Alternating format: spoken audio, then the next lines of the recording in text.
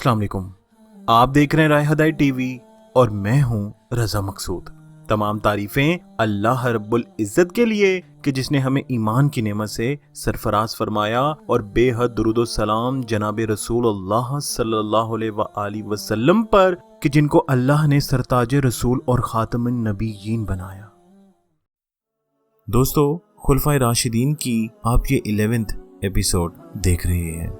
10वें हिस्से में मैंने आपको बताया कि जेरूशलम फतह होने के बाद उस इलाके में ताउन की वबा फैल गई, जिसकी वजह से बहुत से मुसलमान शहीद हो गए। उनमें से एक हजरत अबू उबैदा बिन अल जराह रज़ी ताला अन्हु भी थे। दोस्तों, ताउन की वबा की वजह से इस्लामी फतूहात का सिलसिला रुक गया। हजारों अफराद इस वबा की नजर हो गए। इन हालात में हजरत उमर रज़ी ताला अन्हु ने शाम का रुख किया। मदीना की जिम्मेदारियां हजरत अली करमुल्लाह वजहिल करीम को सौंपी और अपने गुलाम को साथ लेकर रवाना हो गए। हजरत उमर रज़ी ताला अन्हु के गुलाम के अलावा इनके साथ कुछ सहाबा इकराम रिज़वानुल्लाह अजमाइन भी थे। एक मकाम एलिया के करीब पहुंचे तो अपनी सवारी से उतर गए। इस पर गुलाम को बिठाया, खुद ऊंट पर सवार हो गए। रास्ते में कोई पूछता अमीरुल मोमिनीन कहाँ है तो जवाब फरमाते तुम्हारे आगे। इस तरह एलिया में दाखिल हुए। यहाँ वो 2 दिन ठहरे। आपका कुर्ता सफर के दौरान सवारी की रगड़ खा खा कर फट गया था। इसे मरम्मत के लिए एलिया के पादरी को दिया गया। इसने अपने हाथ से इसको सिया, साथ ही एक नया कुर्ता आपको पेश किया। आपने अपना कुर्ता पहना और फरमाया इसमें पसीना खूब जज़ब हो जाता है। आप एलिया से दिमिश्क आए। इसके जिलों में 2-2, 4-4 दिन क़याम फरमाते, मुनासिब इंतजाम फरमाते रहे। जो लोग वबा में हलाक हो गए थे, इनके वरसा को बुलाकर इनकी जायदाद वगैरह इनके हवाले की। वबा की वजह से जो जगह खाली हो गई थी, इन जगहों पर नए आदमी मुकर्रर किए। इसी साल सख्त कहत पड़ा। आप रज़ी ताला अन्हु ने कहत के दिनों में इस कदर जबरदस्त इंतजामात किए कि अल्लाह के हुक्म से लाखों लोगों को भूख से बचा लिया गया। इसी साल आपने मुहाजिरीन, अंसार और दूसरे कबाइल की तनख्वाहें मुकर्रर की। हज़रत अबू उबैदा बिन जराह रज़ी ताला अन्हु की वफात के बाद आप रज़ी ताला अन्हु ने इस्लामी लश्कर की जिम्मेदारियां हज़रत यजीद बिन अबू सुफियान रज़ी ताला अन्हु को सौंपी। इन्हें कैसरिया की मुहिम पर रवाना फरमाया। ये शहर फलस्तीन के जिलों में शुमार किया जाता था। इस जमाने में बड़ा शहर था। इसमें 300 बाजार थे। इस शहर में सबसे पहले 13 हिजरी में हजरत अमर बिन आस रज़ी ताला अन्हु ने चढ़ाई की थी और बहुत देर इस शहर का मुआसरा रखा था, लेकिन फतह हासिल ना हो सकी थी। हजरत अबू उबैदा रज़ी ताला अन्हु की वफात के बाद जब यजीद बिन अबी सुफियान रज़ी ताला अन्हु सलार मुकर्रर हुए तो इन्हें इस शहर पर हमले का हुक्म हुआ। इस्लामी लश्कर 17,000 मुजाहिदीन पर मुश्तमिल था। यहाँ पहुंचकर यजीद बिन अबी सुफियान रज़ी ताला अन्हु बीमार हो गए। इन्होंने लश्कर पर हजरत अमीर रज़ी ताला अन्हु को मुकर्रर फरमाया। हजरत अमीर मुआविया रज़ी ताला अन्हु ने साजो सामान के साथ कैसरिया का मुहासरा किया। शहर के लोग शहर से निकलकर हमला करते रहे। जब इन्हें शिकस्त होने लगी तो फौरन शहर में चले जाते और दरवाजे बंद कर लेते। इस तरह शहर फतह होने का नाम नहीं ले रहा था। एक दिन एक यहूदी हजरत मुआविया रज़ी ताला अन्हु के पास आया। इसका नाम यूसुफ था। इसने एक सुरंग के बारे में बताया। वो शहर के अंदर तक जाती थी। हजरत अमीर मुआविया रज़ी ताला अन्हु ने चंद बहादुरों को इस सुरंग के जरिए किले के अंदर जाने का हुक्म दिया। इन्होंने अंदर पहुंचकर दरवाजा खोल दिया। दरवाजे खुलते ही इस्लामी लश्कर अंदर दाखिल हो गया और हिसाइयों पर टूट पड़ा। किले में हिसाइयों की फौज तकरीबन 80,000 थी। इसमें से बहुत कम जिंदा बचे। कैसरिया एक खास इलाका था। इसकी फतह से हिसाइयों के दम खम निकल गए। मुसलमानों की मुसलसल फतूहात ने इराक और आसपास के इलाकों को परेशान कर दिया था। अब ये लोग भी मुसलमानों से जंग करने की तैयारियां करने लगे। सबसे पहले जजीरा ने हथियार संभाले। जजीरे के सरहद इराक से बिल्कुल मिली हुई थी। हजरत साद बिन अबी वक्कास रज़ी ताला अन्हु ने इन हालात की इत्तला हजरत उमर रज़ी ताला अन्हु को दी। हजरत उमर रज़ी ताला अन्हु ने फौरन एक लश्कर तरतीब दिया और इसकी कमान अब्दुल्लाह रज़ी ताला अन्हु को सौंपी। लश्कर की तादाद 5,000 थी। ये लश्कर तकरीत की तरफ बढ़ा। तकरीत अल जजीरा का सबसे पहला शहर था। अब्दुल्ला बिन मौदम उन्होंने शहर का मुआसरा कर लिया। ये मुआसरा 1 माह तक जारी रहा। तकरीबन 34 मरतबा हमले हुए। ईरानियों के साथ अरब कबाइल भी शरीक थे। अब्दुल्ला ने इन्हें खुफिया पैगाम भेजा। इन्हें शर्म दिलाई कि तुम अरब होकर अजमियों की गुलामी कर रहे हो। इस पैगाम का ये असर हुआ कि इन्होंने इस्लाम कबूल कर लिया और पैगाम भेजा कि तुम शहर पर हमला करो, हम बिल्कुल ऐन मौके पर ईरानियों से टूटकर तुमसे आ मिलेंगे। इस तरह हमले की तारीख तय हो गई। अब्दुल्ला ने हमला किया।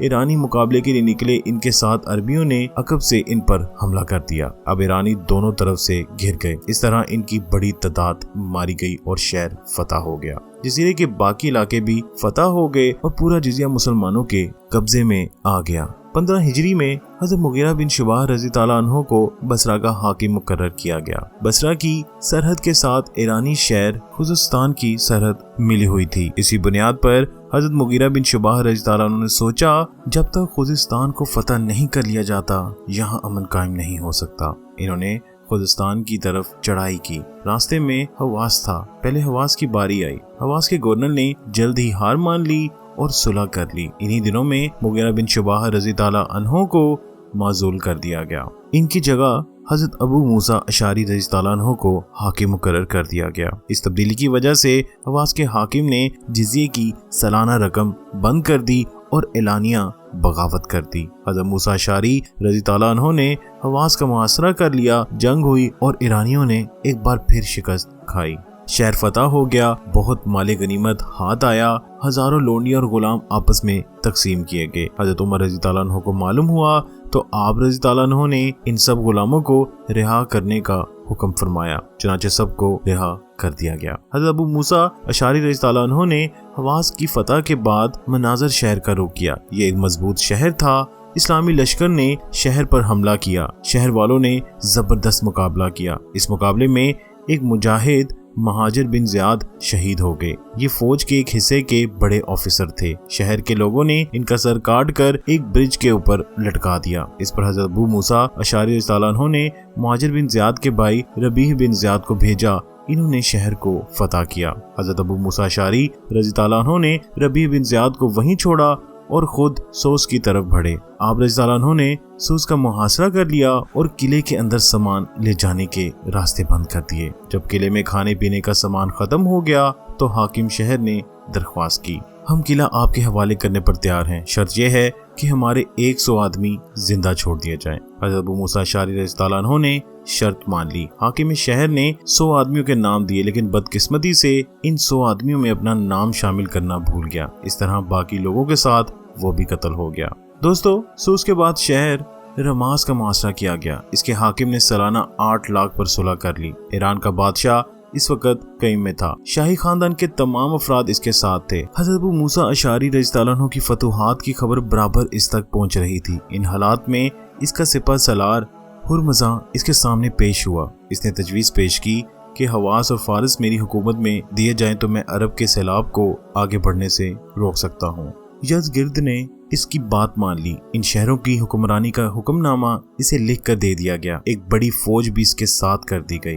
ہرمزا اس لشکر کے ساتھ شوستر پہنچا۔ یہ خوزستان کا صدر مقام تھا۔ شاہی عمارتیں اور فوجی چھانیاں یہی تھی۔ اس نے وہاں پہنچ کر قلعے کی مرمت کروائی، خندقیں اور برجوں کو مضبوط کیا، ساتھ ہی ہر طرف پیغام بھجوا دیا کہ لوگوں کو جوش دلوا کر جنگ کے لیے تیار کیا جائے۔ اس طرح ان لوگوں میں پھر سے جوش پیدا ہو گیا۔ جلد ہی ایک بہت بڑا لشکر تیار ہو گیا۔ ان حالات میں حضرت ابو موسیٰ اشعری رضی اللہ عنہ نے حضرت عمر رضی اللہ عنہ کو خط لکھا اور مدد کی درخواست کی۔ حضرت عمر رضی اللہ عنہ نے فوراً کوفہ کے گورنر حضرت عمار بن یاسر رضی اللہ عنہ کو پیغام بھیجا۔ انہوں نے حضرت نعمان رضی اللہ عنہ کو 1000 مجاہدین دے کر روانہ فرمایا، لیکن دشمن کی بڑی تعداد کے مقابلے میں یہ مدد بہت کم تھی۔ چنانچہ حضرت ابو موسیٰ رضی اللہ عنہ نے پھر دربار خلافت کو لکھا۔ ایک بار پھر حضرت عمر رضی اللہ عنہ نے حضرت عمار بن یاسر رضی اللہ عنہ کو لکھا کہ حضرت عبداللہ بن مسعود رضی اللہ عنہ کو اپنا قائم مقام مقرر کرو اور آدھی فوج ان کے پاس چھوڑ دو اور باقی فوج لے کر ابو موسیٰ کی